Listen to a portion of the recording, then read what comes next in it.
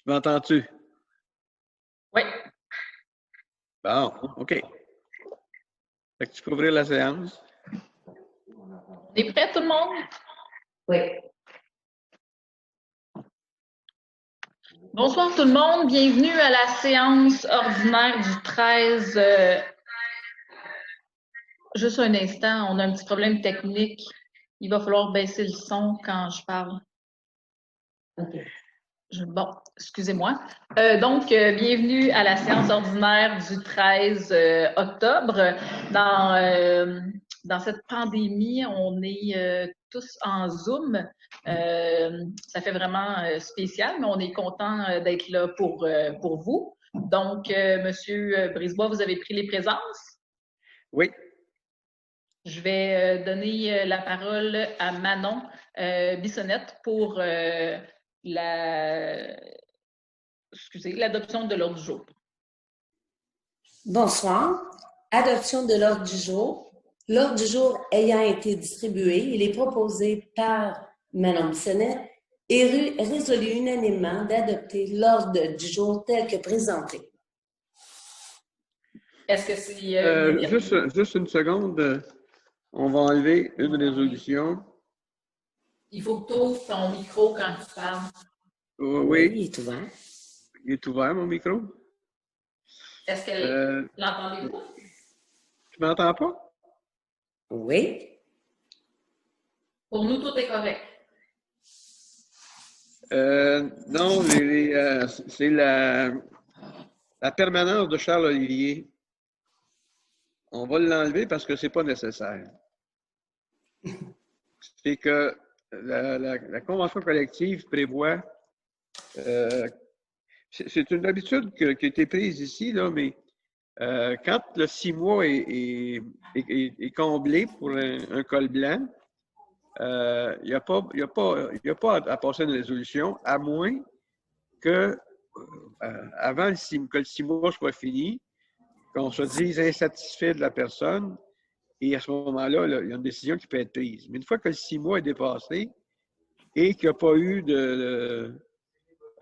rien qui a été dit, bien, automatiquement, en vertu de la convention collective, la personne devient permanente. Donc, on n'a pas besoin de passer de résolution dans ce sens-là. Parfait. Merci. Merci, M. Brisebois. Je vais repasser la parole à Mme Bissonnette pour l'approbation du procès-verbal de la séance extraordinaire du 21 septembre et la séance ordinaire du 14 septembre. Résolution 20-10-190, approbation du procès-verbal de la séance ordinaire du 14 septembre 2020.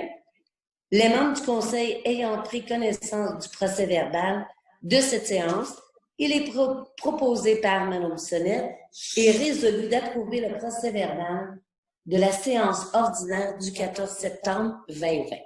Est-ce que tout le monde est d'accord? Oui. Oui. Oui. Il va falloir que vous fassiez des plus grands signes ou vous parliez plus fort parce que je ne vous entends pas. Ou allumez votre micro. Oui.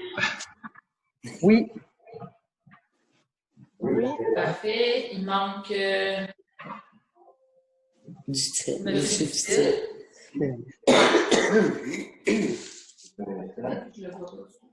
Oui. Oui, là on le voit. Parfait. On est désolé pour les délais, c'est vraiment une nouvelle technologie pour tout le monde. Résolution 20-10-191, approbation du procès-verbal de la séance extraordinaire du 21 septembre 2020. Les membres du Conseil ayant pris connaissance du procès-verbal de cette séance, il est proposé par Mme Bissonnette et résolu unanimement d'approuver le procès-verbal de la séance extraordinaire du 21 septembre 2020. Est-ce que tout le monde est en accord? Oui. Oui, Dominique. Pour Gaëtan, je n'étais pas là, mais je vais l'accepter. Est-ce que... Je m'excuse, je ne vous entends pas du tout ici, là. C'est oui pour tout le monde. Parfait. On va passer à la partie administration générale. Donc, pour la résolution, pour le règlement numéro 620 relatif au stationnement et à la circulation, si je ne me trompe pas, c'est pour M. Dutil. Oui. La résolution 2010-192, règlement numéro 600-20, relatif au stationnement et à la circulation. Je vais lire tout tranquillement, justement, parce que ça fait l'écho. Considérant que le Conseil de la municipalité de Sainte-Lucie de Laurentides considère qu'il est opportun de légiférer en matière de stationnement et de circulation et qu'il est important d'établir des règles concernant les chemins et la sécurité routière. Concernant qu'un avis de motion a été donné lors de la séance du Conseil tenue le 14 septembre 2020, considérant qu'un projet de règlement a été donné lors de la séance du Conseil tenue le 14 septembre 2020, considérant qu'une copie du règlement est mise à la disposition du public pour consultation dès le début de la séance, considérant que le Conseil municipal a pris connaissance du présent règlement, renonce et dispense le directeur général par intérim d'en faire la lecture. Il est proposé par Gaétan Dutil et résolu que le Conseil de municipalité de Sainte-Lucie-de-Laurentides décrète ce qui suit. Est-ce que tout le monde est d'accord avec le règlement? Avec le son.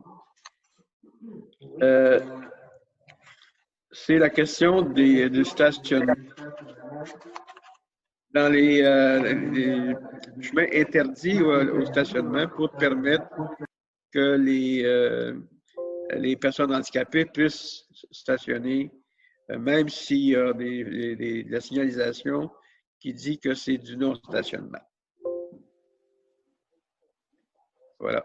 Parfait. Est-ce que tout le monde est d'accord? Oui. Oui. Oui. Chouette.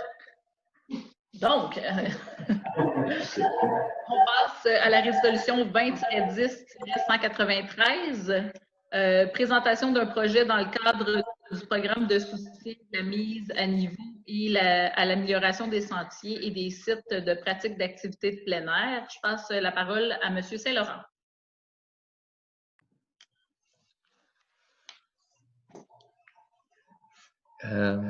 Il est proposé par le conseiller Dominique Saint-Laurent et résolu que la municipalité de Sainte-Lucie-des-Laurentides autorise la présentation du projet de parc d'hébertisme et autres travaux au bâtiment actuel au ministère de l'Éducation et de l'Enseignement supérieur dans le cadre du programme de soutien à la mise en niveau et à l'amélioration des sentiers et des sites de pratique d'activités de plein air.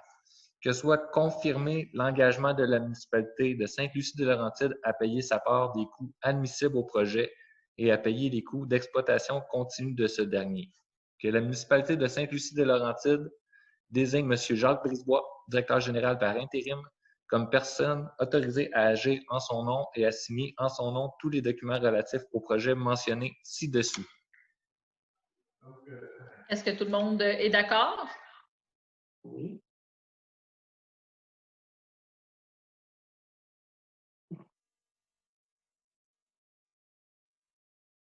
Si vous ne mettez pas votre micro, faites-moi au moins un pouce en l'air pour que je puisse vous entendre parce que, Madame Dusport, je ne vous comprends pas du tout. Bon, est-ce que vous m'entendez? Oui. Bon, donc, oui, on avait demandé à la création dans les arbres de diminuer le montant. C'est ce qu'ils ont fait. Donc, c'est 133 ou 123 000. Là. Il a diminué une trentaine de mille. Là. Donc, c'est ça, 133 000.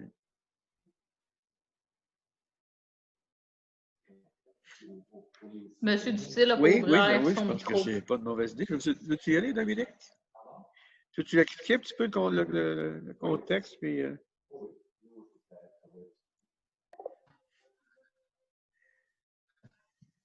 Bon. Je peux vous expliquer un peu le projet. En fait, ce que c'est on a le terrain où il y a le chapiteau, présentement qu'on nomme l'Oasis. Juste en haut de la côte, il y a un grand terrain qui nous appartient à la municipalité. On a comme projet de faire un parc d'hébertisme.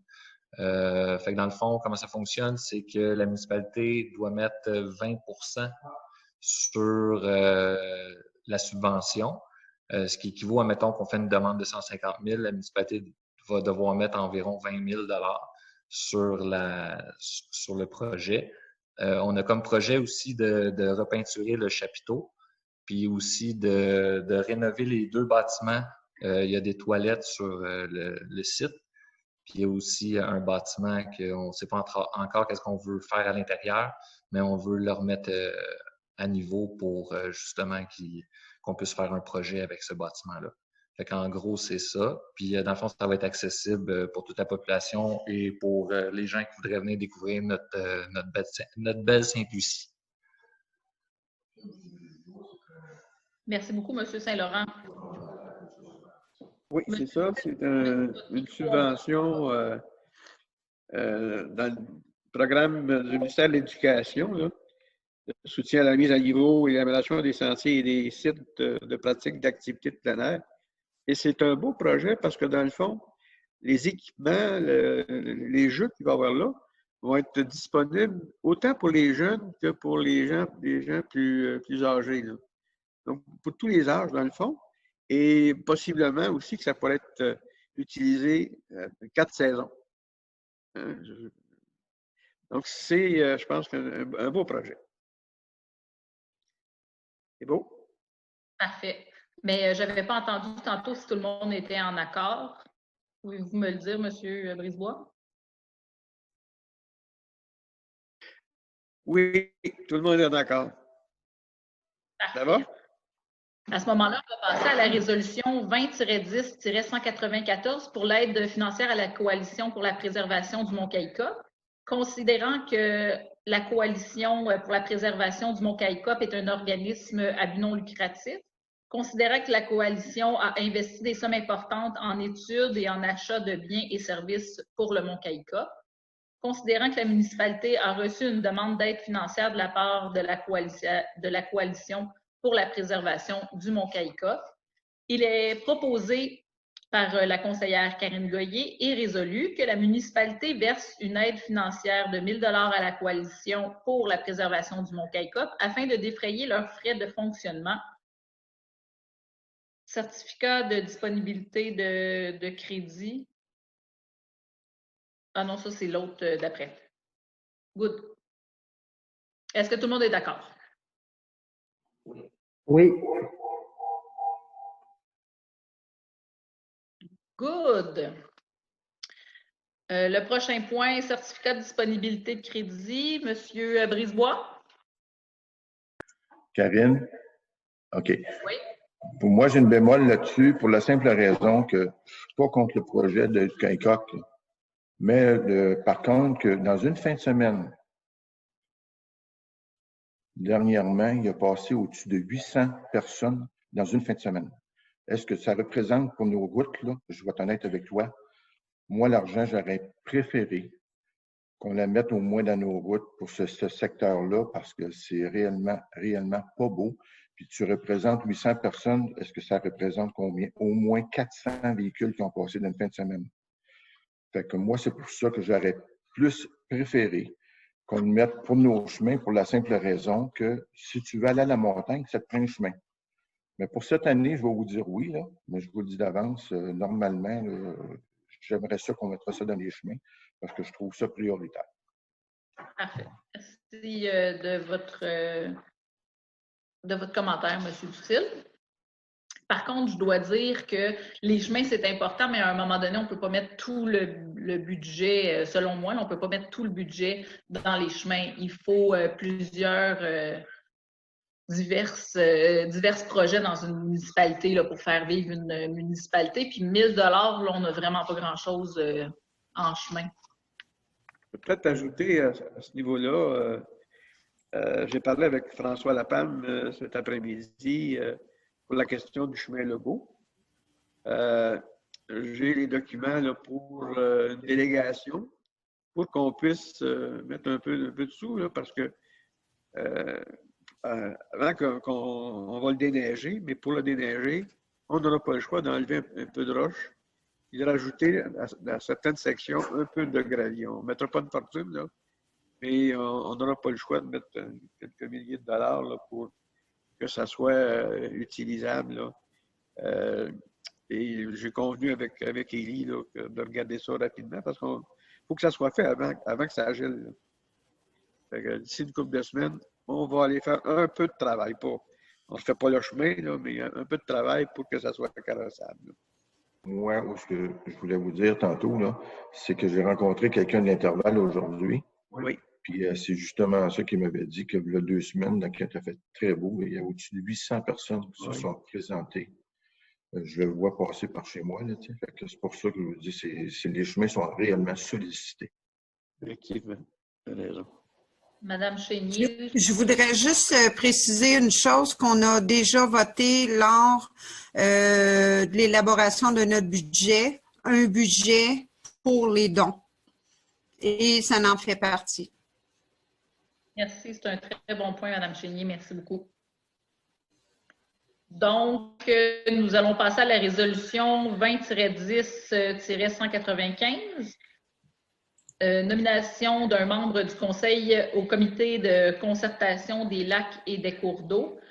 Considérant que la municipalité a formé un comité de concertation de lacs et de cours d'eau afin de réunir toutes les associations de lacs et de discuter de sujets dont tous sont préoccupés, considérant qu'un responsable par association a été nommé pour siéger sur ce comité, considérant qu'un membre du conseil municipal doit être nommé afin de représenter le conseil lors des rencontres de ce comité, il est proposé par la conseillère Karine Goyer et résolu que Mme Annie Dufort, conseillère, soit mandatée afin de représenter le conseil municipal aux rencontres du comité de concertation des lacs et des cours d'eau.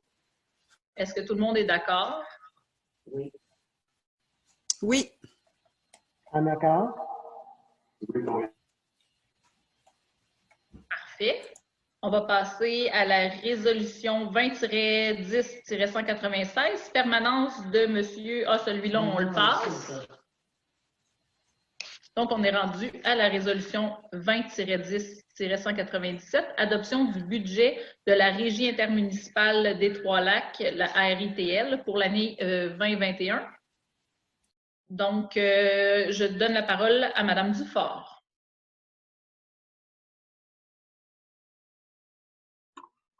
OK.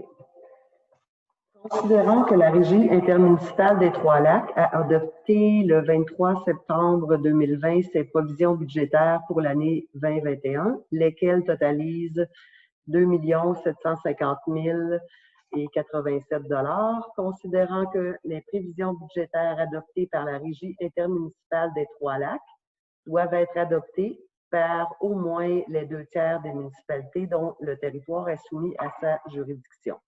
Il est proposé par la conseillère Annie Dufort et résolu d'adopter les prévisions budgétaires pour l'année 2021 telles qu'adoptées par la Régie intermunicipale des Trois-Lacs le 23 septembre 2020 et donc copie est jointe à la présente résolution pour en faire partie intégrante.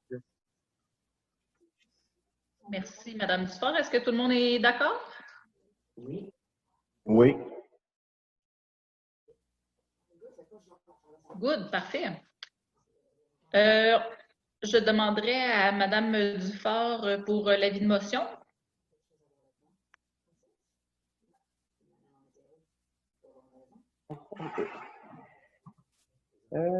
Règlement numéro 601-20 relatif au contrôle des animaux. Je, Annie Dufort, donne avis de motion de la présentation de règlement relatif au contrôle des animaux. Ah, excusez-moi. Oui, c'est ça. Voilà. Là, le début, Jacques, ou...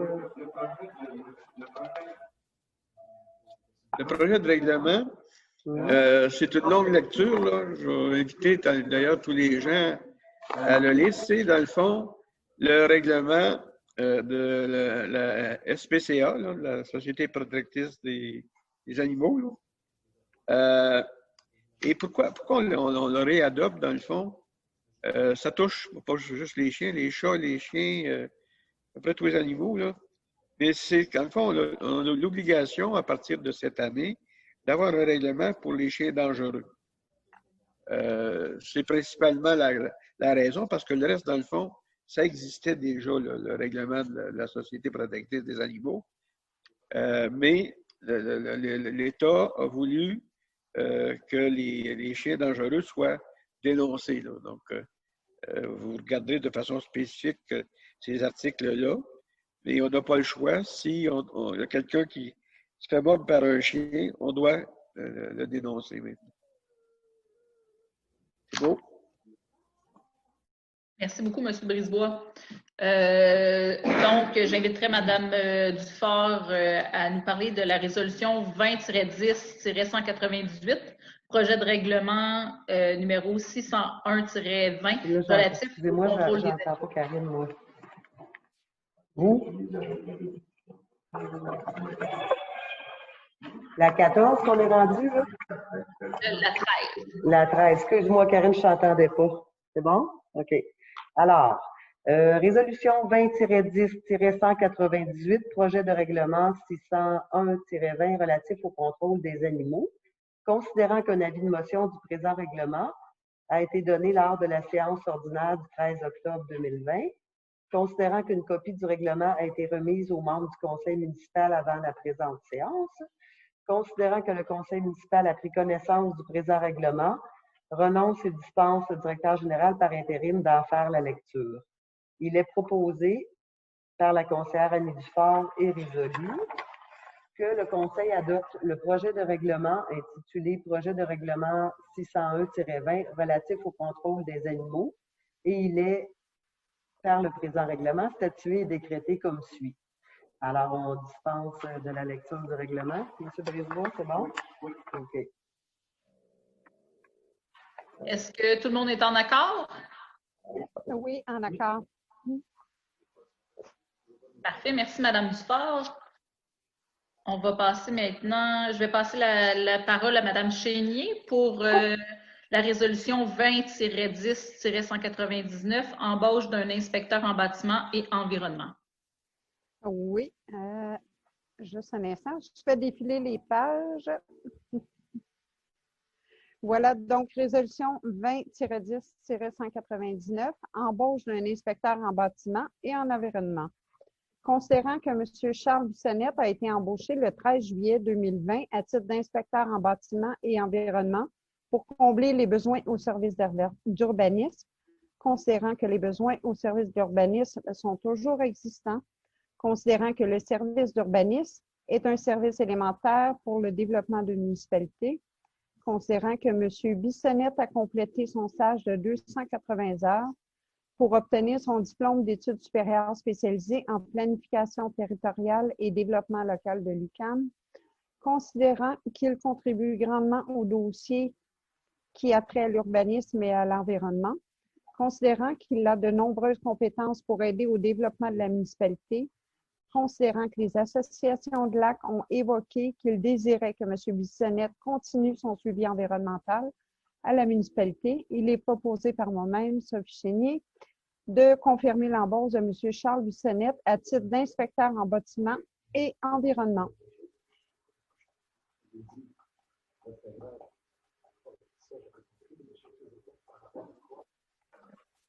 En accord?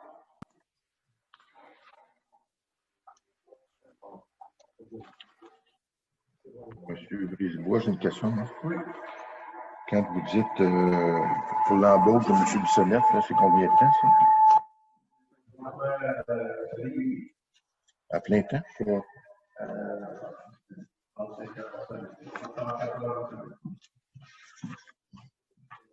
Est-ce qu'on a réellement besoin de...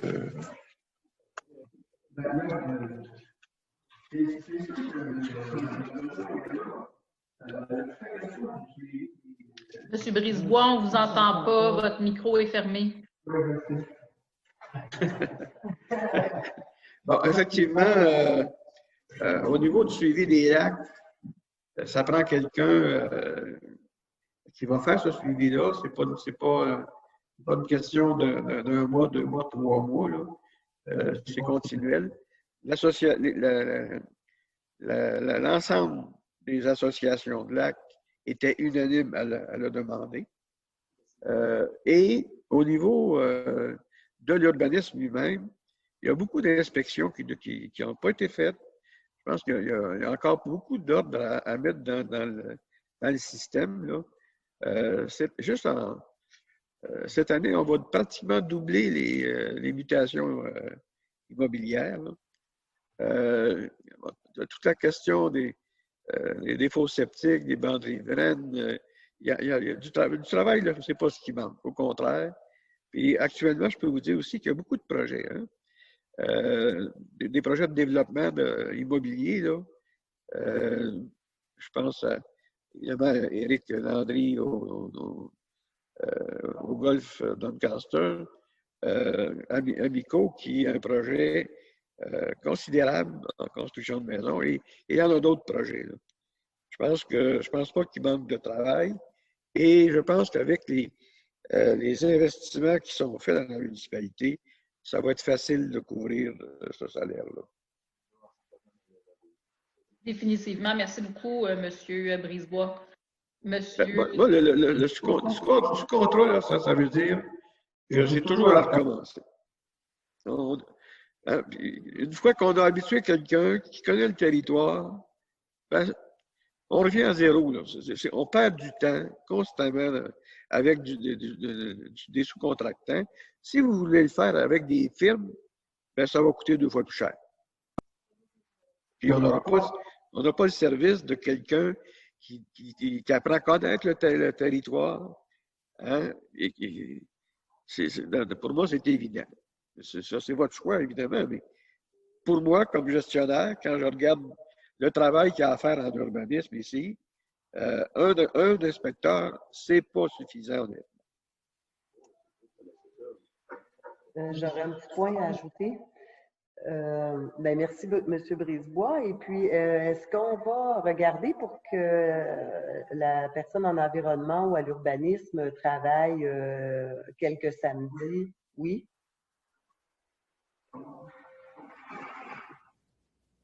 Oui, effectivement, on va prévoir dans une lettre d'entente là, quelques samedis pour Charles-Olivier, mais on va aussi prévoir des samedis pour Charles Bissonnette. Donc, on peut penser peut-être à 6 samedis là, à 2. Là. Et principalement, on le dit entre nous, principalement pour faire du terrain, de l'inspection directement sur le terrain. On constate, puis on nous dit beaucoup de choses qui se passent sur le terrain. Actuellement, ils n'ont pas nécessairement toujours le temps de le faire. Et c'est la période, dans le fond, de avril à septembre-octobre, qui est la bonne période pour faire ça. C'est sûr que les 2 inspecteurs vont faire un peu effectivement, de travail le samedi. Merci. Merci beaucoup, M. Brisebois. Est-ce qu'il y a d'autres questions?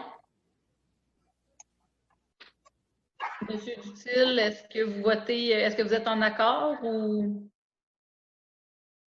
il faut ouvrir votre son, monsieur? Ouvrez votre son. Ouvrez votre micro, M. Dutil. Là aussi, j'ai une bémol, pas parce que je veux pas, mais parce que ça aurait été le fun de regarder ça plus approfondi au niveau salaire, encore une fois. Moi, j'aurais été plus parce que l'hiver, c'est un autre paire de manches. Puis la municipalité couvre encore tous ces frais. Fait que personnellement, moi, je vais dire non pour ce choix-là. D'accord. Monsieur Brisebois, est-ce que vous avez bien pris en note le refus de M. Dutil? Oui. Parfait. On va passer donc au point 15. Je vais passer parole à M. Saint-Laurent avec la résolution 20-10-200, atteinte au pouvoir de zonage des municipalités. C'était Annie. La capacité des citoyens de se prononcer sur la réglementation. Madame Goyer, c'est moi qui va passer la résolution. La 15. Ah! Okay. Donc, je vais passer la parole à Mme Duport.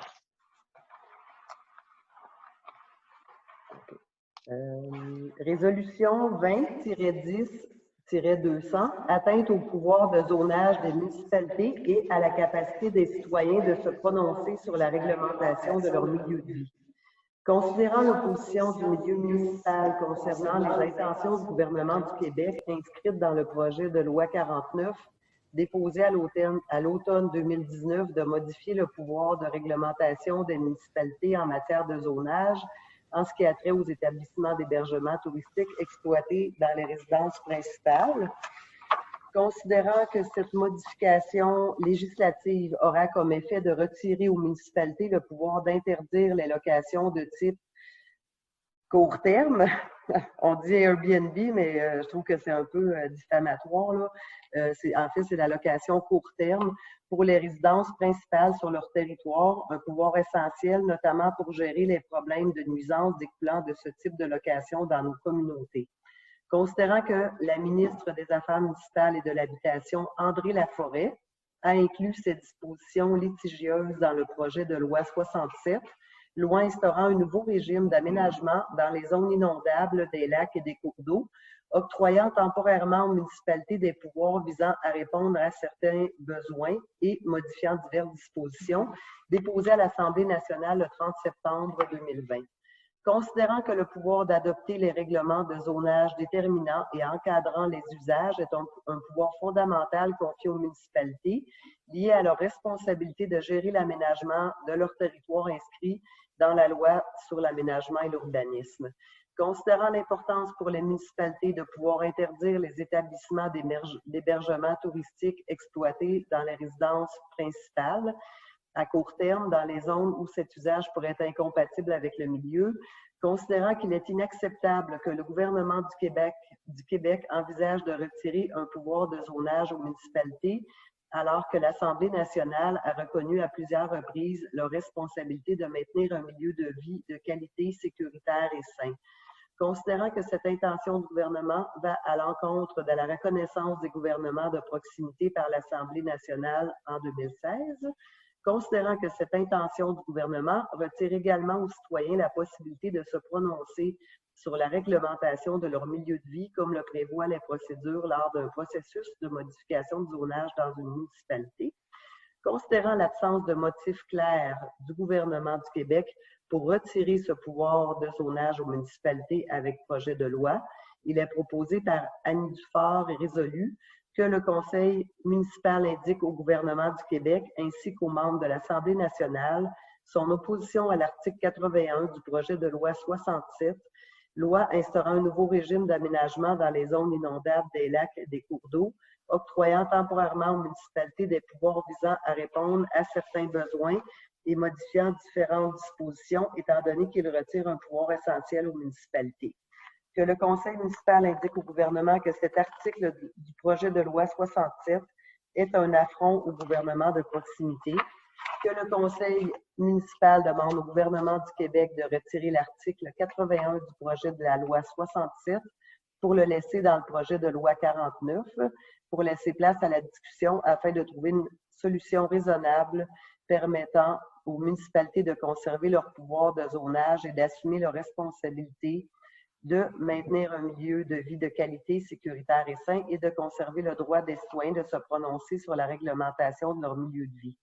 Que copie de cette résolution soit envoyée au premier ministre du Québec, M. François Legault, à la ministre des Affaires municipales et de l'Habitation, Mme André Laforêt, à la ministre du Tourisme, Mme Caroline Proulx, à la chef de l'opposition officielle, Mme Dominique Anglade, à la chef de la deuxième opposition, Mme Manon Massé, au chef de la troisième opposition, M. Pascal Bérubé, aux députés de notre circonscription et aux membres de la commission parlementaire sur l'aménagement du territoire de l'Assemblée nationale.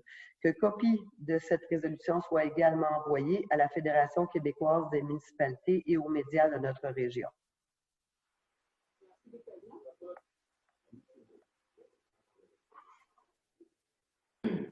Merci beaucoup, Mme Dufort.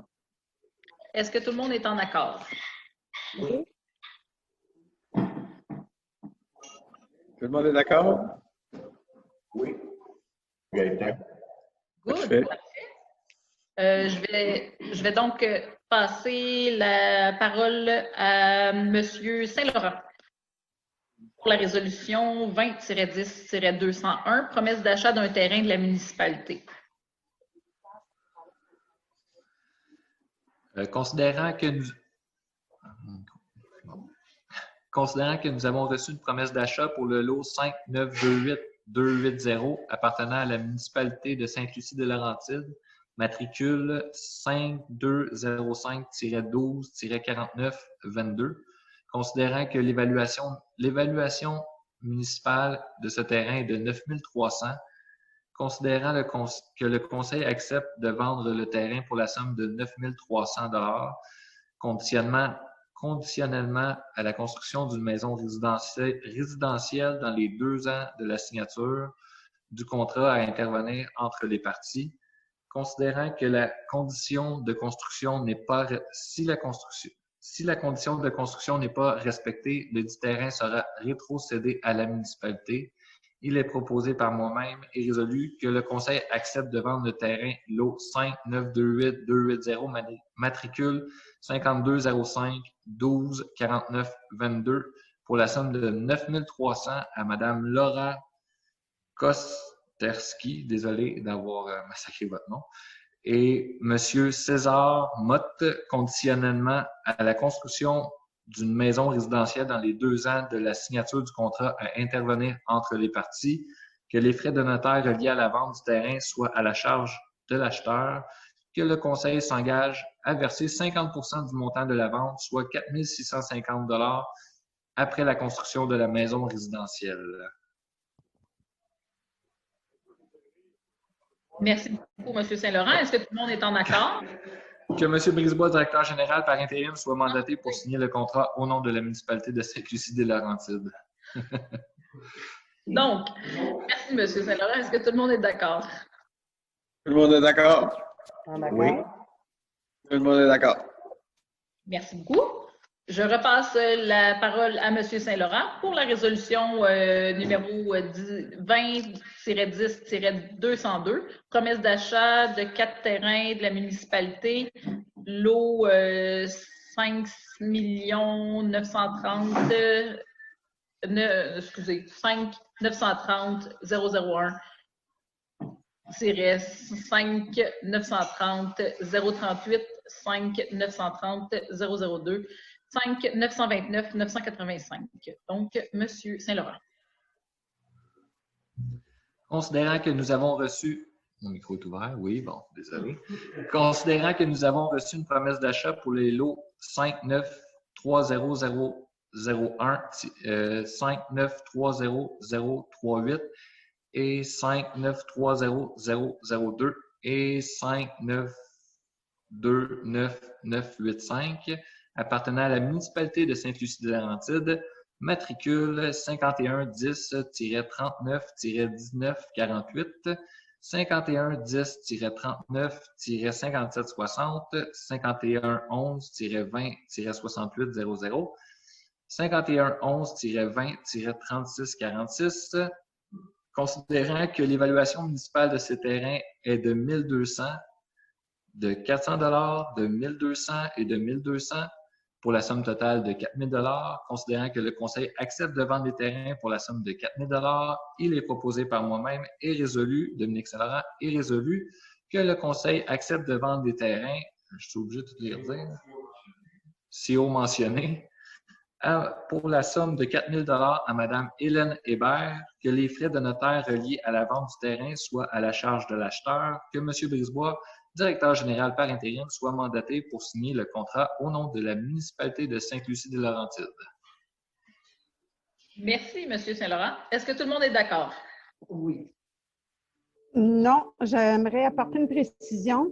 Sur le plan, il y a la projection d'un chemin qui est un chemin privé et l'un des terrains se trouve derrière cette projection de chemin-là qui appartient à quelqu'un d'autre que cette dame-là. Donc, pour l'instant, moi, il n'y a pas rien qui me garantit que cette dame-là n'aura pas des problèmes ou qu'on n'aura pas des problèmes étant donné qu'elle ne pourra pas accéder à son terrain. Monsieur Brisebois, est-ce que vous auriez... C'est vrai sur une portion de terrain. Elle fait actuellement les démarches pour acquérir ce bout de rue projetée qui n'existe pas là, dans la réalité. C'est un terrain là, qui est de 1200 $. La rue projetée, là, ce terrain-là, c'est évalué à 100 $. Ça me surprendrait qu'elle ait des Excusez-moi, monsieur Brisebois, il faudrait que Mme Dufort ferme son micro. Ce bout de terrain-là. Il faudrait que Mme Dufort ferme son micro parce qu'on n'a pas très bien entendu ce que vous avez dit, M. Brisebois. Je suis en accord. Vous m'avez entendu, Mme Goyer? En accord. Bien, oui, on n'a pas très bien entendu ce que M. Brisebois a dit parce qu'on l'entendait comme ça résonnait avec votre micro ouvert. Mais est-ce que ça répond à votre question, Mme Chénier? Bien, je vais voter contre parce que j'aurais besoin de plus d'informations et la garantie que la dame pourra acquérir ce terrain-là. Est-ce qu'il y a d'autres personnes qui ont des commentaires par rapport à cette résolution-là? Est-ce que vous êtes en accord? Ali a dit oui, Dominique l'a proposé. Oui. Oui. Manon? Oui. Oui, bon. Donc, tout le monde est d'accord, sauf Sophie. Puis, je veux juste préciser que ce n'est pas en lien avec la dame, c'est juste Non. à la configuration des terrains. Mais est-ce qu'on pourrait attendre? Il faut que tout. Honnêtement, Un instant, Mme Bissonnette voudrait dire quelque chose. Et peut-être qu'on devrait revoir le tout avant de voter là-dessus? Honnêtement, suite au caucus, on lui a dit que ça serait positif, là. Mais il faut toujours voir avec elle quand même comment elle pense résoudre cette question-là. En fait, son offre écrite, la demande qu'elle a faite écrite, était en vigueur jusqu'en décembre. Donc, on pourrait peut-être attendre de voir si elle peut acquérir le terrain. Mais c'est toute réserve.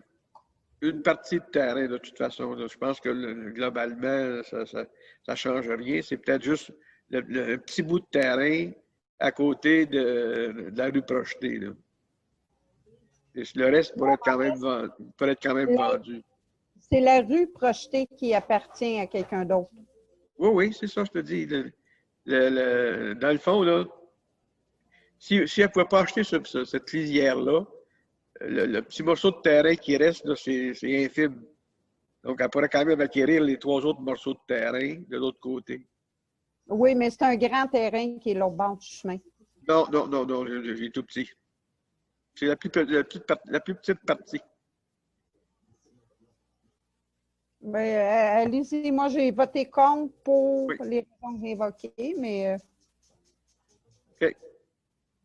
Merci, Mme Chénier, pour vos commentaires. Là, j'aurais juste besoin de savoir, là, suite à ça, est-ce que vos positions changent ou qui est en accord, qui est en désaccord?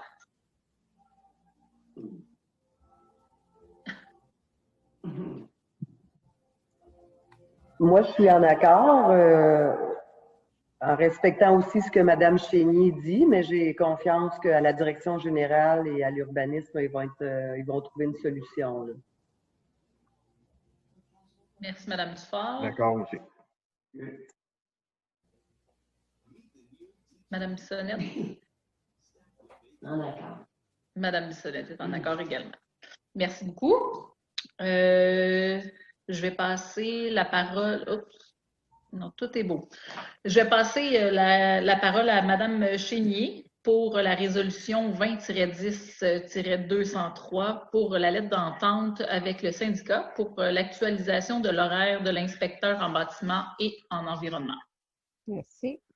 Considérant que la précédente entente sur l'horaire de l'inspecteur en bâtiment et en environnement ne reflétait pas la réalité, considérant que la précédente lettre d'entente visait une autre employée, considérant que les deux parties ont décidé d'abroger la lettre d'entente signée le 22 octobre 2019, considérant qu'il y a eu des discussions entre la municipalité et le syndicat afin d'actualiser la lettre d'entente, considérant que la municipalité désire modifier l'article 14.01 de la Convention en vigueur afin que celle-ci puisse retenir les services de l'inspecteur en bâtiment et en environnement, Charles-Olivier Bienvenu, afin de pouvoir combler le besoin de services de l'urbanisme pour au maximum 3 samedis en avant-midi seulement entre avril et septembre, et ce, lorsqu'il y aura entente entre l'employé et l'employeur.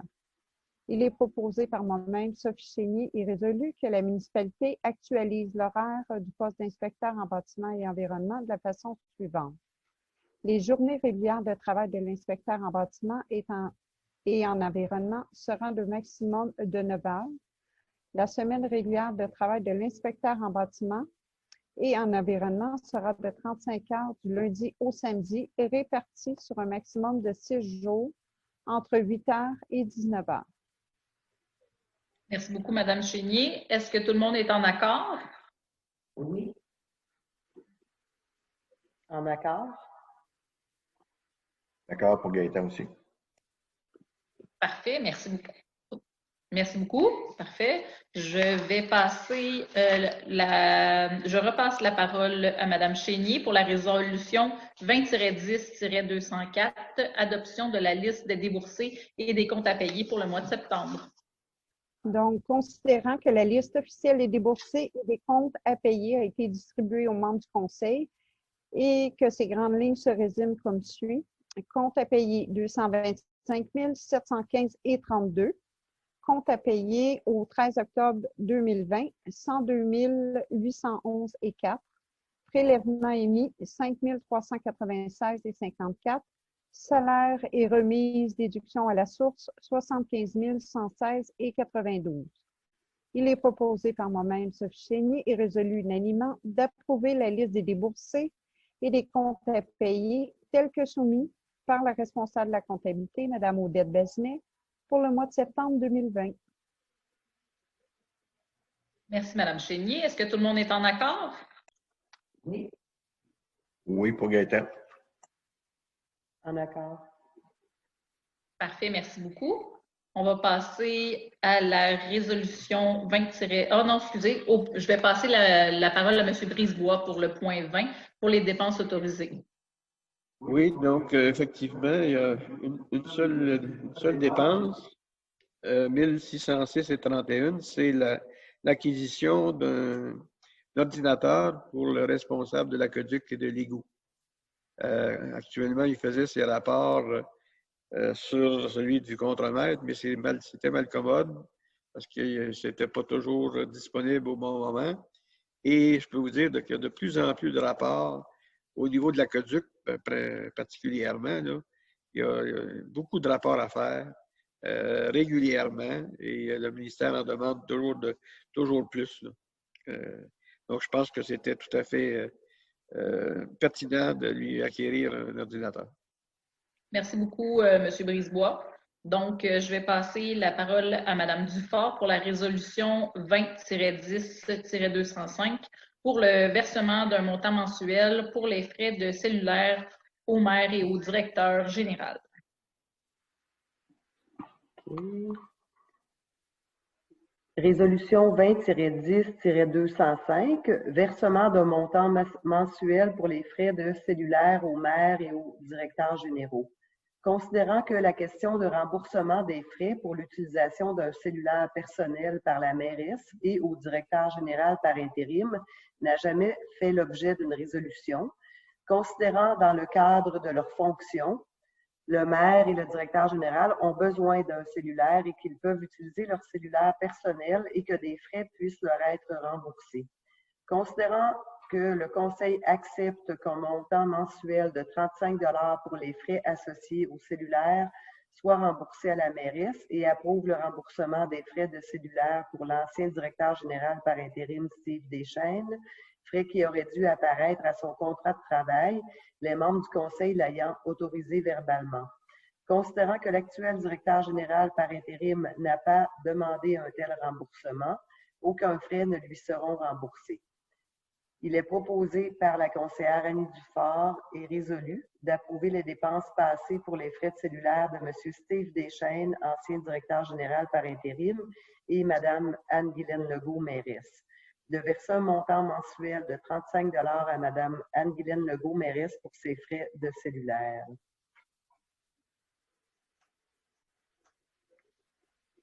Merci beaucoup, Mme Dufort. Est-ce que tout le monde est en accord?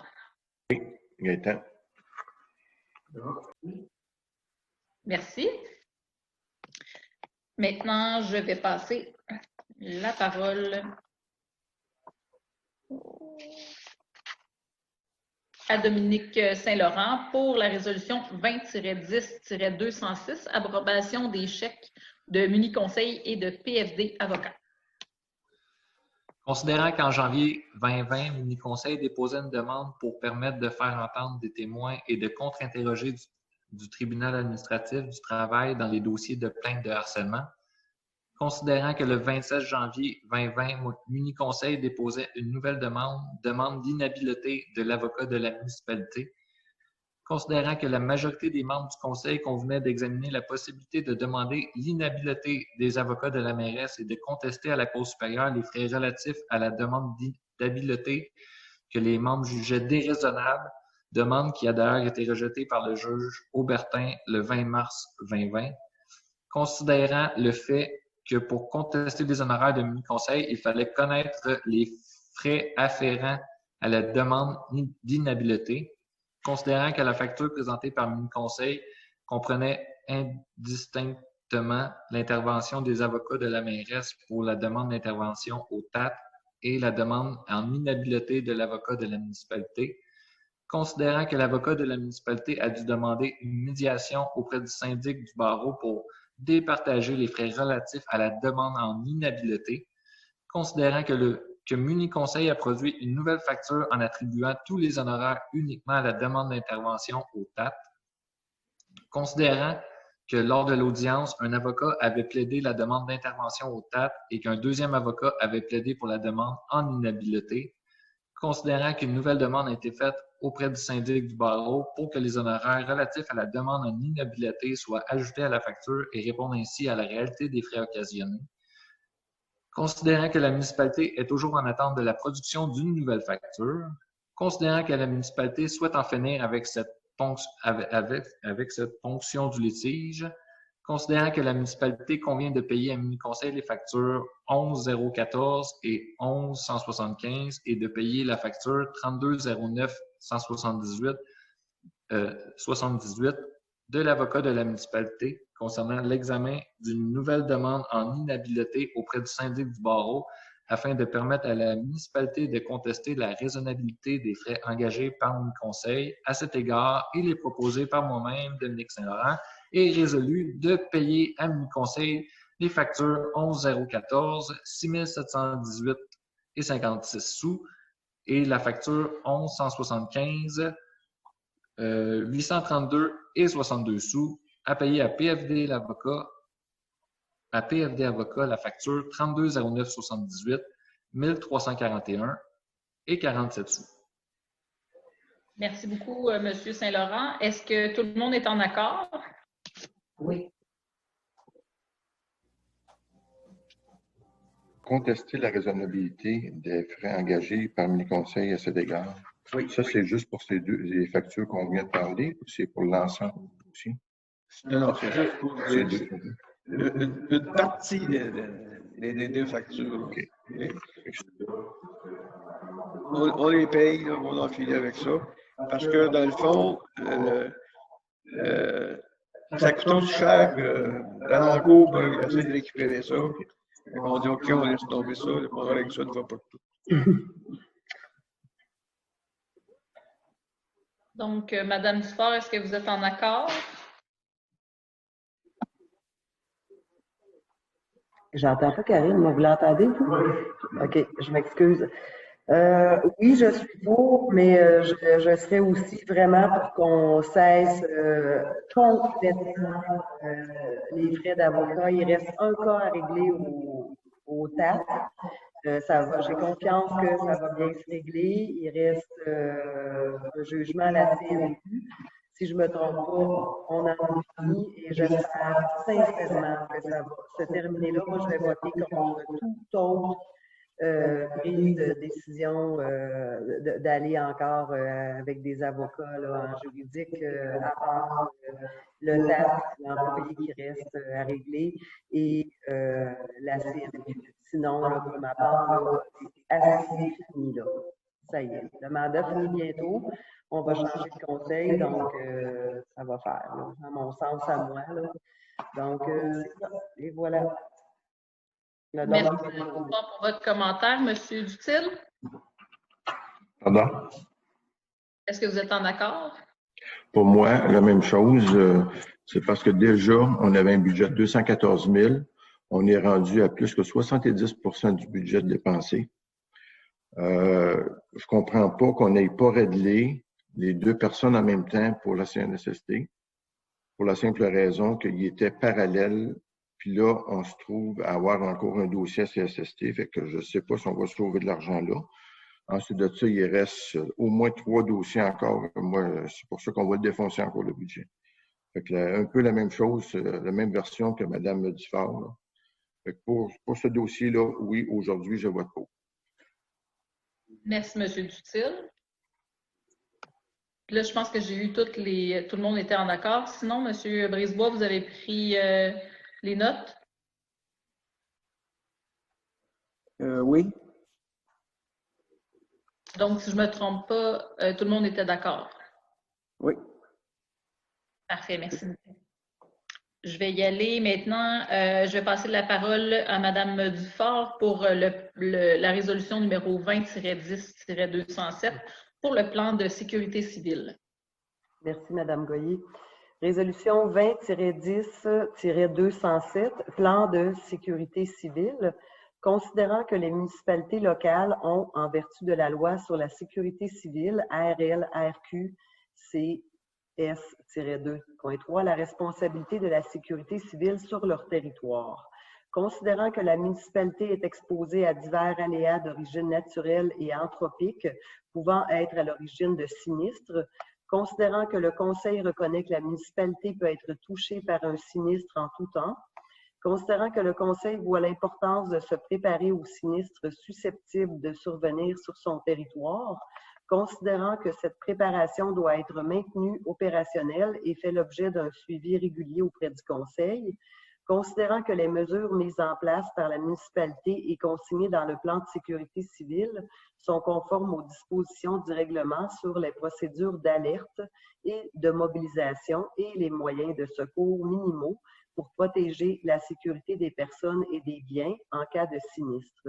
Il est proposé par Annie Dufort et résolu que le plan de sécurité civile de la municipalité préparé par M. Jacques Brisebois, directeur général par intérim, soit adopté, que M. Jacques Brisebois, directeur général par intérim, soit responsable de la mise à jour et de la révision du plan de sécurité civile, que cette résolution abroge tout plan de sécurité civile adopté antérieurement par la municipalité, ainsi que toute nomination antérieure concernant la personne désignée pour effectuer la mise à jour ou la révision de ce plan. Alors, excusez-moi. Ben, c'est ça. Donc, voilà. Je voudrais intervenir là, pour dire qu'un plan de sécurité civile, c'est quelque chose qui est dynamique. Il n'est pas complet, on le sait, mais au moins les responsabilités sont déjà départagées. On connaît tous les acteurs qui sont touchés par ça, mais il reste des éléments importants. Et d'ailleurs, je fais appel à la population, aux citoyens et citoyens. On doit identifier les personnes vulnérables, Actuellement, ce n'est pas nécessairement fait. Je pense que les gens peuvent en connaître, mais c'est important qu'on soit capable d'identifier, au cas d'une mesure d'urgence, où sont les personnes vulnérables. On doit constituer aussi une liste de bénévoles. Donc, s'il y en a qui sont intéressés à donner leur nom dans un cas de sinistre, on va les prendre en note. Il y a aussi une entente avec Sainte-Agathe qui doit être complétée pour que si on n'a pas de lieu pour recevoir les gens dans une mesure d'urgence, qu'on puisse amener les gens à Sainte-Agathe. Donc, il y a différents éléments qui ne sont pas actuellement dans le plan de mesures d'urgence, mais au moins on a la base, les responsabilités sont partagées, on connaît avec qui on fait affaire à la Croix-Rouge, à Hydro-Québec, à la Sûreté du Québec. Donc, tous les acteurs sont identifiés. Donc, je pense que la base est là, mais il va s'agir de toujours le mettre à jour parce que c'est dynamique, ça. Hein. Ça change constamment. On a vécu à Sainte-Lucie en fin de semaine une micro-rafale ou une tornade au chemin du lac Tison. C'était très localisé. Mais donc, on a vu, le chemin Sainte-Lucie était fermé pendant un petit bout de temps. Le chemin de Tison également. Bon, le chemin de Lac-Canard pendant un bout de temps. Donc, effectivement, on est appelé de plus en plus avec les changements climatiques, même s'il y en a qui doutent qu'ils existent. Pourtant, on a de plus en plus de preuves effectivement qui existent. Et donc, on va connaître au cours des années, malheureusement, des événements qui vont devoir faire en sorte qu'on mette en place toutes les mesures pour assurer la sécurité des citoyens et des citoyennes. Donc, mais quand même, on a déjà, je pense, la base du plan là, qui est bien faite. Merci beaucoup, M. Brisebois. Je voudrais justement prendre le temps de vous remercier parce que vous avez travaillé très fort sur ce plan-là. Puis, je pense que c'est quelque chose qui manquait à Sainte-Lucie, puis c'est une très belle réalisation. Puis, pour faire un petit peu de pouce sur ce que vous avez dit par rapport aux micro-rafales qu'on a eues en fin de semaine, je voudrais prendre le temps de remercier les pompiers qui ont coupé beaucoup d'arbres puis qui ont aidé les citoyens là, à s'en sortir là, pendant... après cette mini-tornade-là, ces grosses rafales de vent-là. Maintenant que tout ça a été dit, je voudrais savoir si vous êtes en accord. Annie? Annie, elle voulait parler. J'ai Oui, Madame seulement un petit point, M. Brisebois, dans la liste de diffusion, je sais que tout va bouger, là, mais pas tout, mais 5 exemplaires pour les municipalités de Sainte-Agathe-des-Monts, Lantier, Val-David et je remplacerai réserve autochtone par Dioé-Roton, s'il vous plaît. C'est un territoire de chasse traditionnelle, chasse, pêche et cueillette traditionnelle. Notre-Dame-d'Annecy. C'est bon. Merci beaucoup.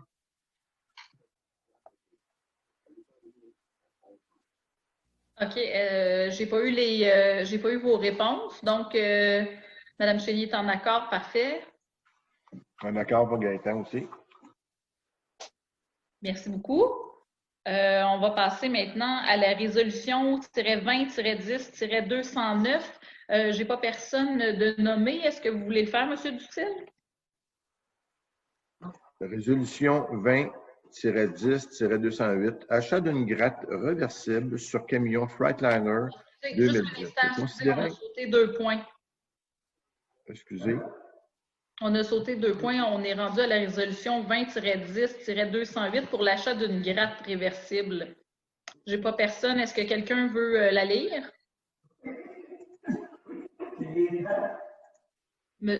C'est Gaëtan qui va la lire. Bon, ben c'est bien parfait. Donc, mais on n'est pas rendu au point 210, Monsieur Dutil. On est rendu au point 208. C'est ça, on avait dit ça. Achat d'une gratte réversible sur le camion Freightliner 2020, c'est bien ça? Bon. Considérant que basculateur de la gratte réversible sur le camion Freightliner 2010, le numéro 11, est à changer, considérant que le contremaître des travaux publics a demandé une soumission afin de comparer les prix pour réparer ou changer la gratte. Considérant que nous avons reçu 2 soumissions de la compagnie Machinerie Forget. Considérant que le coût pour changer la gratte réversible est avantageux, il est proposé par moi-même d'accepter la soumission de Machinerie Forget pour changer la gratte réversible sur le Freightliner 2010 pour la somme de 12 658 et 1 sou, incluant les taxes applicables. De payer la gratte réversible à même les fonds de roulement de la municipalité. Certificat de disponibilité de crédit, c'est où, M. Brisebois? OK. Monsieur Brisebois, on n'a pas entendu ce que vous avez dit. Votre micro était fermé. Excusez, on n'a pas compris. Oui, vas-y. Oui, Karine? Oui, dans le fond, certificat de disponibilité de crédit, vous certifiez qu'on a l'argent pour... C'est ça, pour payer ça. Merci. Est-ce que tout le monde est en accord? Oui. Oui, pour moi. J'aurais juste une question. Oui, madame. Oui. Je sais que Dominique avait fait à un moment donné un listing des véhicules de la voirie, à savoir à quel moment on devait les changer ou pour en tout cas engendrer un roulement. Et je sais qu'il y a beaucoup de réparations sur le camion numéro 11.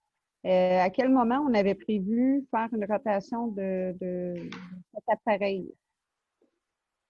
Monsieur Saint-Laurent ou Monsieur Brisebois, je ne sais pas si vous avez une réponse. Ben, il y a 2 écoles de pensée là-dessus. Moi, partout où je suis passé, les camions de cette nature-là, on garde ça un minimum de 15 ans. Ici, on semblait dire qu'au bout de 10 ans, mais moi, je trouve que c'est pas normal qu'un camion de ce prix-là dure uniquement 10 ans.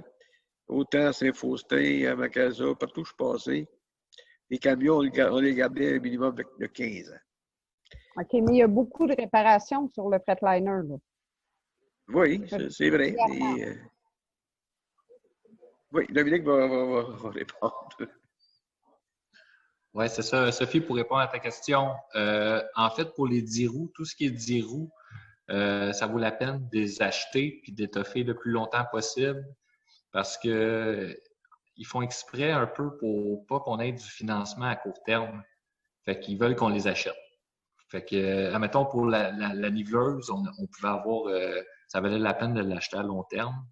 Mais pour le 10 roues, ils font pas le même genre de, admettons, du crédit bail. Sur le 10 roues, ça vaut pas la peine de le faire parce que ça revient plus cher avec les intérêts au bout de 5 ans, admettons, que de l'acheter puis de le garder pendant 10 ans avec les réparations. Fait que c'est pour ça qu'on les garde plus longtemps, les 10 roues. Merci beaucoup pour votre explication, M. Saint-Laurent. Est-ce que ça répond à votre question, Mme Chénier? Oui. Pour M. Brisebois, juste pour répondre à la question, là, quand on parle de soit la réparer ou la changer, il n'y a pas grande différence. C'est pour ça qu'on la change. Pour la simple raison que, puis la même gratte, de toute façon, va servir sur l'autre équipement. Et ça, c'est des accessoires. Merci pour la précision. Donc, qui est en accord? Pour Mme Chénier, c'est correct. Mme Bissonnette a dit que c'était correct également. M. Dutil, M. Saint-Laurent et Mme Dufort, est-ce que c'est correct pour vous? Oui, c'est correct pour moi, en accord. Parfait, donc c'est unanime. On va passer maintenant à la résolution 20-10-209, soumission pour l'achat d'un camion pour le service des travaux publics. Je vais repasser la parole à M. Dutil. Soumission pour l'achat, résolution 20-10-209, soumission pour l'achat d'un camion pour le service des travaux publics. Considérant que des soumissions ont été demandées à 3 concessionnaires pour l'achat d'un camion pour le service des travaux publics. Considérant que nous avons reçu les 3 soumissions suivantes. Eddie Ford, 43 245 et 55. Giroux Chrysler Jeep Dodge, 48 265. Puis Alliance Ford, pour ça, c'est pour un RAM, pour la compagnie Dodge. Pour Alliance Ford, c'était 40 000 juste. Il est proposé par moi-même que M. Élie Lajoie, contremaître des travaux publics, est autorisé à signer tous les documents nécessaires pour l'achat d'un camion F10 2021 du plus bas soumissionnaire, soit Alliance Ford. Que la dépense soit établie sur crédit bail et étalée sur 60 mois. Je vais peut-être juste faire une correction, Gaëtan. Oui. C'est que dans le fond, le prix avec les taxes, finalement, ça va être 46 258. Quand on compare avec Elite Ford, dans le fond, Elite Ford, c'est peut-être un camion de base. OK? Là, on a regardé avec Alliance, donc à côté, prendre le même camion qu'Elite Ford, c'était le même prix. Mais on a regardé plus à fond, là, et le moteur, c'était un petit moteur dans la base. Là. Donc, le moteur, ça va être un 8, et également le différentiel, puis qui est plus gros.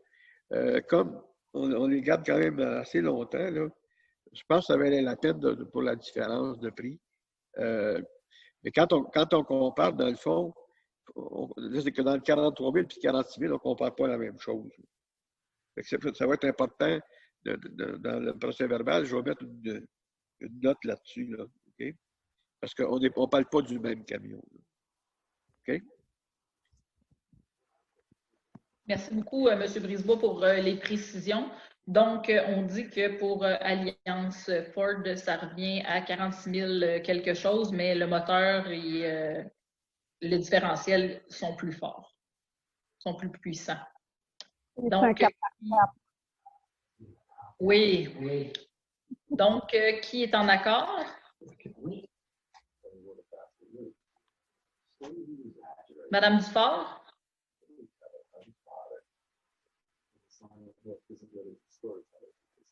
En accord.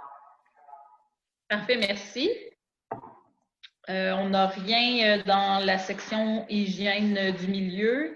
Passons maintenant à l'urbanisme. Je vais donc passer la parole à M. Dutil pour la résolution 20-10-210. Pour un second projet de règlement numéro 553-15-03, amendant le règlement de zonage, le numéro 553-15, afin de modifier certaines dispositions relatives à la superficie minimale d'implantation au sol et de la largeur des habitations unifamiliales isolées. Considérant que la municipalité de Sainte-Lucie-de-Laurentide a adopté un règlement de zonage pour l'ensemble de son territoire. Considérant que la municipalité de Sainte-Lucie-de-Laurentide désire modifier certaines dispositions relatives à la superficie d'implantation au sol et la largeur minimale des bâtiments principaux pour l'ensemble de son territoire. Considérant qu'un avis de motion a été donné le 14 septembre 2020, considérant qu'un projet de règlement a également été donné le 14 septembre 2020, considérant que le projet de règlement a été soumis à une consultation écrite de 15 jours, considérant qu'aucun citoyen ne s'est opposé au dit règlement et qu'aucun commentaire n'a été reçu. Considérant qu'une copie du présent second projet de règlement est remis aux membres du Haut Conseil municipal conformément au Code municipal du Québec, considérant qu'une copie du second projet de règlement est mise à la disposition du public pour consultation dès le début de la séance, il est proposé par moi-même d'adopter le second projet de règlement numéro 553-15-03, modifiant le règlement de zonage numéro 553-15 de la municipalité de Sainte-Lucie afin de modifier certaines dispositions relatives à la superficie minimale d'implantation au sol pour un bâtiment principal d'un étage, ainsi que la largeur minimale sur l'ensemble de son territoire.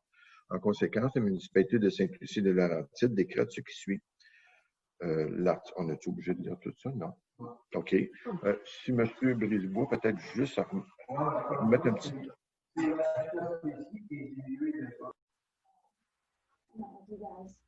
Ouais. Donc, c'est la superficie qui est diminuée de 67 mètres à 50 mètres carrés à 58 mètres carrés et la largeur du bâtiment de 7 mètres à 4,8 mètres. Donc, ce qui permet des maisons un peu plus petites, effectivement. À un étage, si j'ai bien compris. Un étage. Est-ce que c'est obligatoire que ce soit juste un étage? Je ne me rappelle plus. Bien, à l'article 2, au point 1, c'est marqué à la ligne nommée superficie minimale en mètres carrés, un étage, la superficie de 67 est remplacée par... Un étage. Voilà.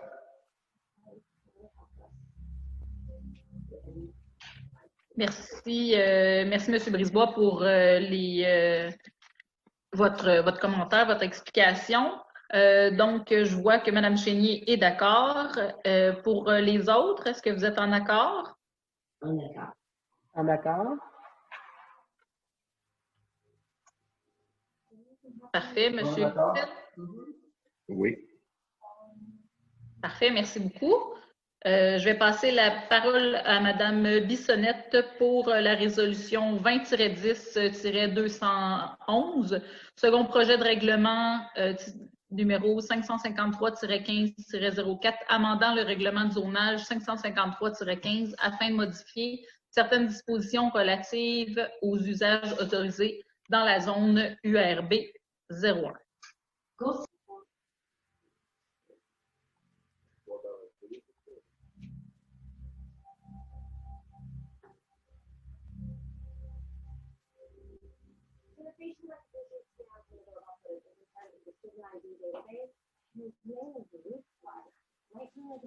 Désolée.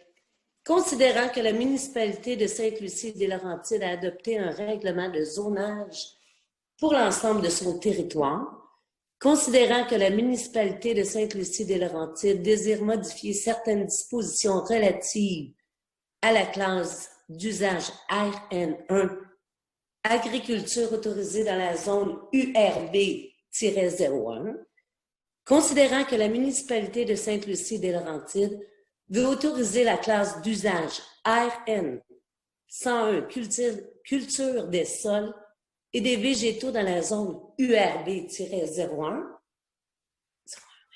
considérant qu'un avis de motion a été donné le 14 septembre 2020, considérant qu'un projet de règlement a également été donné le 14 septembre 2020, considérant que le projet de règlement a été soumis à consultation écrite de 15 jours, considérant qu'aucun citoyen ne s'est opposé au dit règlement et qu'aucun commentaire n'a été reçu, considérant qu'une copie du présent second projet de règlement est remise aux membres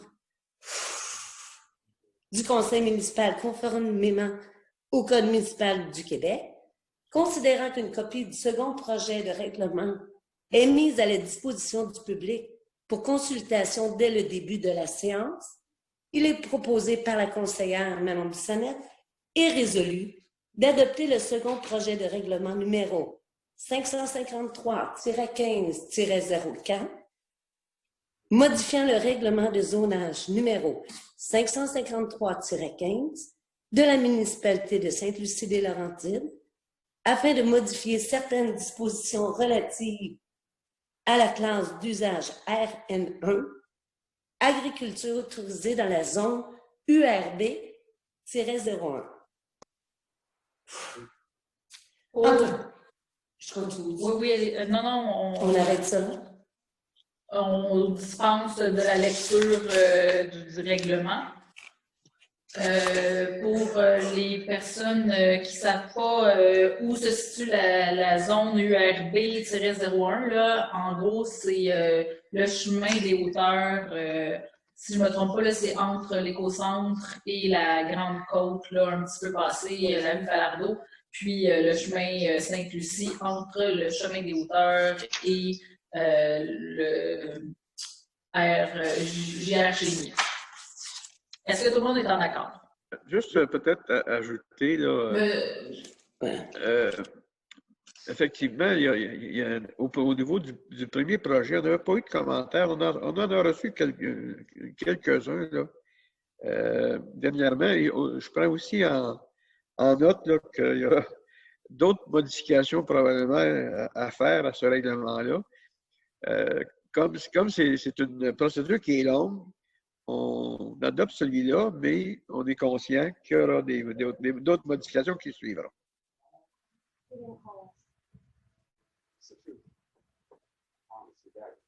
Merci, M. Brisebois. Donc, est-ce que les conseillers sont en accord? Pour Gaëtan. Oui. Madame Dufort? Bon, Madame Dufort, elle est très favorable au projet. Mais comme on a discuté et M. Brisebois me rassure, j'aimerais absolument qu'on travaille rapidement à l'ajout de quelques points dans ce règlement-là. Premièrement, j'aimerais ça qu'on enlève aucun commentaire n'a été reçu. Vous êtes d'accord? OK, alors ça, on va corriger ça. Ensuite, moi, ce que j'aimerais qu'on travaille, là, il y a 3 points importants qui me préoccupent et qui préoccupent probablement des citoyens, mais c'est un super beau projet. C'est vraiment, je suis vraiment favorable à ça. C'est la pollution lumineuse, la possible pollution lumineuse. Donc, qu'on laisse toutes les chances à Sainte-Lucie de continuer un petit peu comme on est maintenant. Donc, pollution lumineuse, le drainage des sols, lors de l'eau utilisée et des pesticides ou produits liés à la culture. Et est-ce que ces serres-là, M. Brisebois, vont être suivies par le MAPAC? Non? Raison de plus, alors, pour qu'on réglemente, penser à des mini-bassins de rétention, des eaux usées, tout ça. Donc, ça veut dire combien de temps, ça, M. Brisebois, faire des petits changements dans le règlement, environ? Un petit peu, là. Donc, si, effectivement, il y a une motion donnée à la séance de novembre, comme c'est un second projet, ça veut dire qu'il faut qu'il soit, dans le fond, passé 3 fois. Là. Donc, ça irait au printemps. OK, au printemps. Donc, on va s'assurer que ce soit fait avant de donner des permis à plusieurs projets.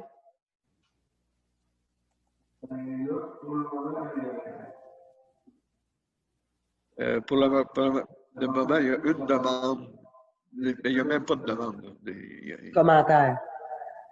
Non, mais il y a eu un citoyen qui a soulevé la possibilité, mais il n'y a pas eu aucune demande de fait actuellement. Réelle. Mais bon, vu qu'on est conseiller, je pense qu'on représente une partie de la population, puis je ne suis sûrement pas la seule que c'est, comment on pourrait dire, c'est pas des inquiétudes, mais j'aimerais qu'on s'assure qu'il n'y ait pas de pollution lumineuse et qu'il y ait des bassins de rétention si nécessaire, parce que c'est quand même vraiment pas loin, à quelque part, de la rivière Doncaster. Donc, c'est ça. Puis je pense que le conseil était favorable à ça en plénière, qu'on ajoute quelques points au règlement. Au moins qu'on en discute. Oui. OK. OK. D'accord. Ben, est-ce que vous êtes favorable, Mme Dufort, ou non? Oui. Elle dit oui. Oui, je vote pour, puis vu qu'on ne met pas encore de dissidence, on va y aller comme ça. Parfait. Merci beaucoup. On va passer maintenant à la résolution 20-10-212. Madame Dufort, je vous repasse la parole pour la dérogation mineure pour le 1276 Chemin des Îles.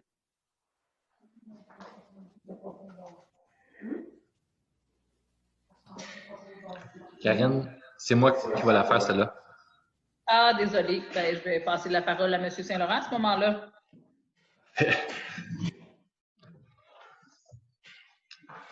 Résolution 20-10-212, dérogation mineure 1276 Chemin des Îles. Il est proposé par M. Jacques de Villers et unanimement résolu de ne pas recommander au conseil municipal d'accepter l'octroi d'une dérogation mineure pour l'agrandissement d'un balcon en situation dérogatoire situé en partie dans la bande riveraine du lac Dufresne. Il est proposé par moi-même, Dominique Saint-Laurent, et résolu que le conseil approuve la dérogation mineure pour le 1276 chemin des Îles. Contrairement à la recommandation. Contrairement à la recommandation du CCU. Puis, moi, à la base, je peux expliquer un peu. Bon, moi, à la base, je suis dans le CCU. Après avoir étudié le dossier avec le CCU, en fait, le monsieur était déjà dérogatoire avec un balcon. Le monsieur a décidé de l'agrandir. Puis, il voudrait l'agrandir. Puis, ce qui va arriver, c'est qu'il va continuer à être dérogatoire dans la bande riveraine. Mais il n'aggrave pas la dérogation. Fait que pour moi, j'ai changé d'idée puis j'accepterai la dérogation. Tout simplement. Merci beaucoup, M. Saint-Laurent. Pour les autres, est-ce que c'est en accord ou… Pour accepter la dérogation? Oui.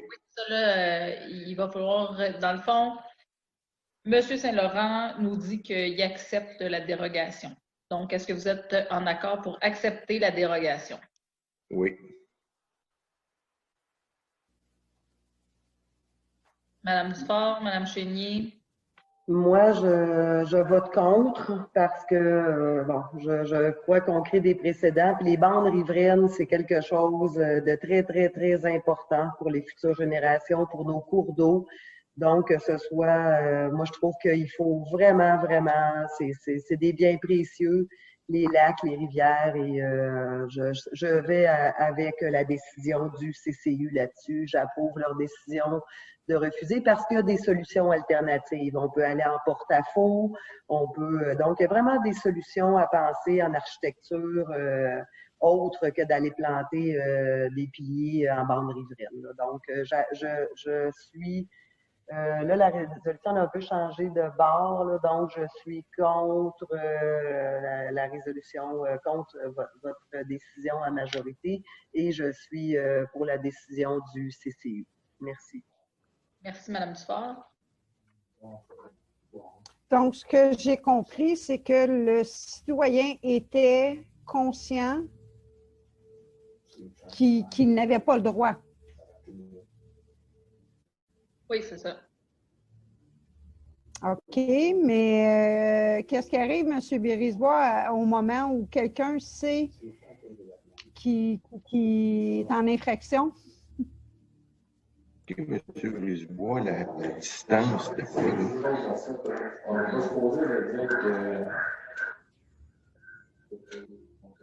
Excusez-moi, il faudrait parler une personne à la fois parce que sinon, on vous perd. Là, je ne sais pas si M. Saint-Laurent Bon, écoutez, est ouvert. C'est effectivement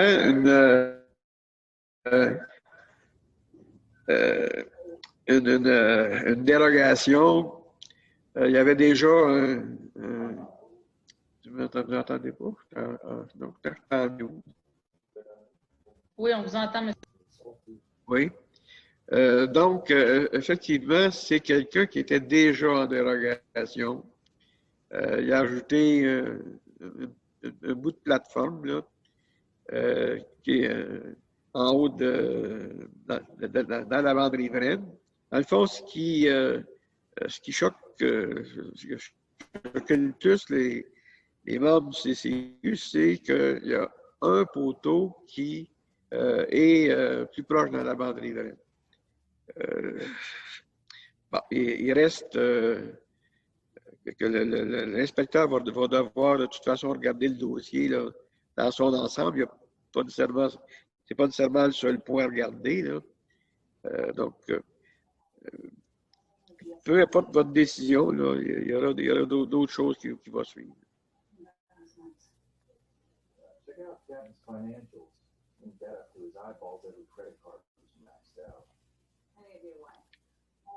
Je ne sais pas qui parle, mais on n'entend pas du tout. Ah oui? Donc, Dans le fond, si je pourrais me permettre, là, si je ne me trompe pas, la dérogation mineure était pour un pied dans la bande, un poteau qui a un pied dans la bande riveraine. Donc, on parle ici de un pied sur 30 pieds, fait qu'il reste quand même 29 pieds de bande riveraine. C'est sûr qu'il faut faire attention à nos cours d'eau et tout, mais je ne pense pas que ce soit suffisant là, pour refuser le pilotis.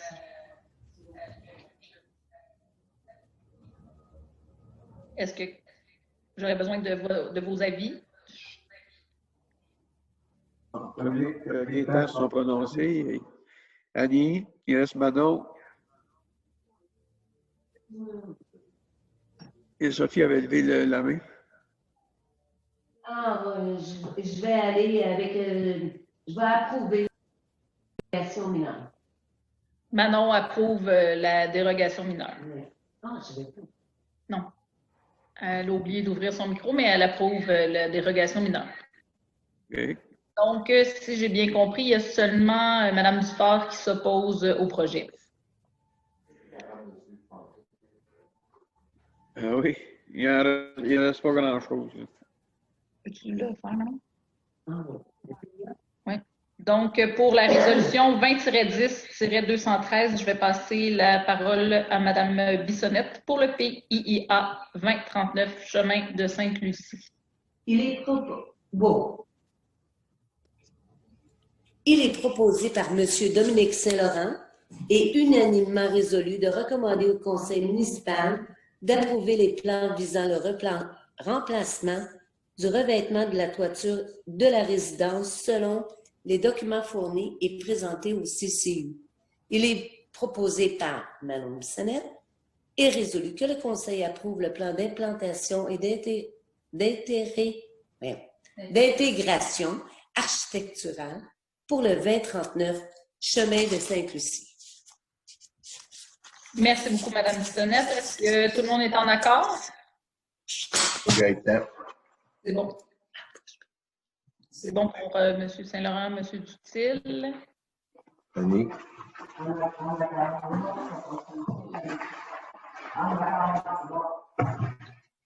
Parfait, tout le monde est en accord. On a fini de passer tous nos points. On va passer maintenant au mot de la mairesse.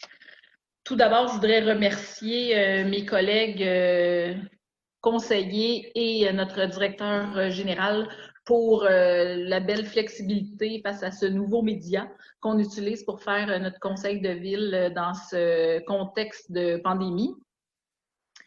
Je voudrais aussi vous remercier pour votre patience là, parce que c'est un média qu'on apprend tranquillement à connaître. Puis, je voudrais aussi remercier Mme Forgette pour nous aider avec toute cette nouvelle technologie. Vous l'avez vu passer un petit peu partout là, dans nos écrans parce qu'elle nous aidait avec les micros, le son et tout. Donc, merci beaucoup, Mme Forgette. Après ça, je voudrais féliciter les citoyens de Sainte-Lucie sur le plan de la pandémie. Ça va très bien dans notre municipalité. Ça, c'est grâce à chacun de nous. Il ne faut pas baisser les bras, par exemple. Il faut continuer à maintenir les mesures sanitaires que le gouvernement nous impose. Vous les connaissez, là, distanciation, on se lave les mains régulièrement, puis on porte le masque.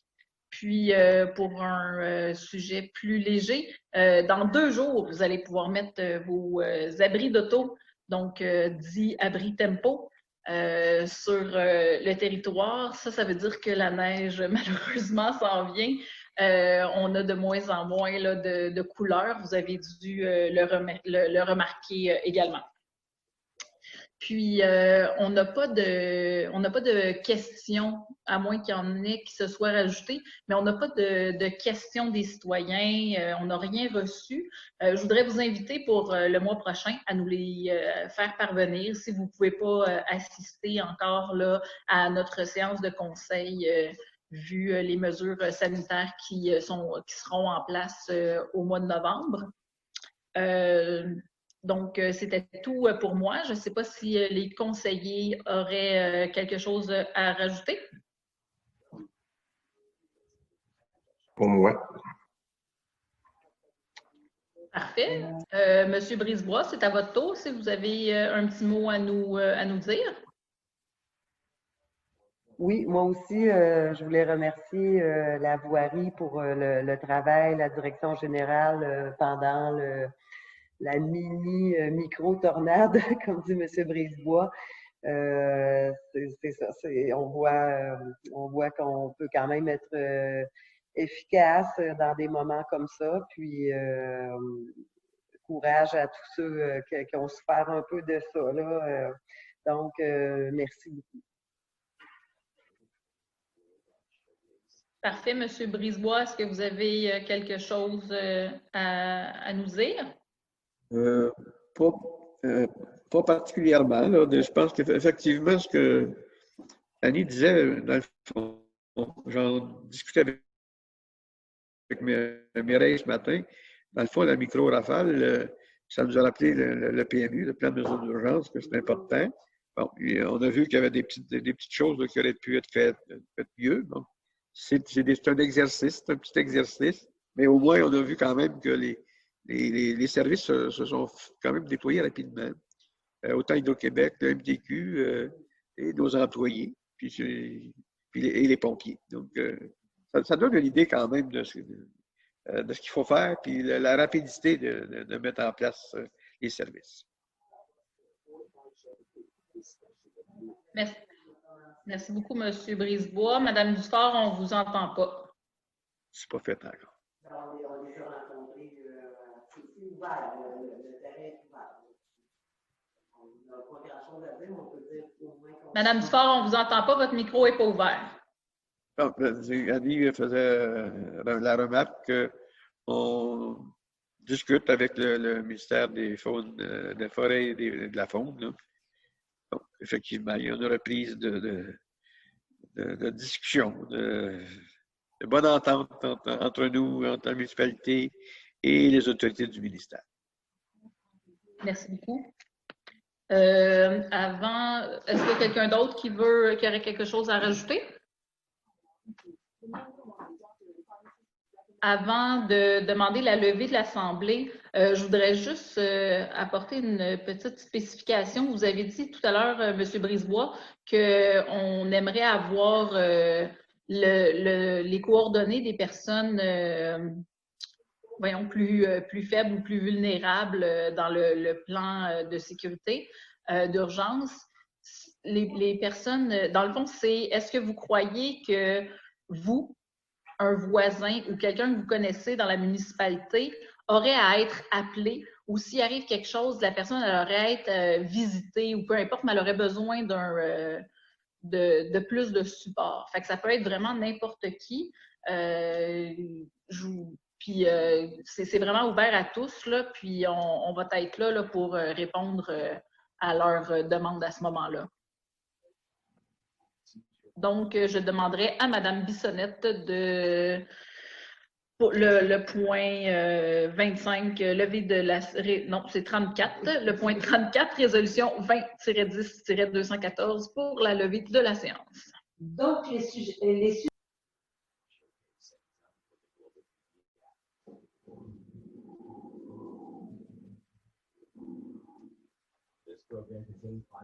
Son micro. Est-ce que tout le monde est en accord?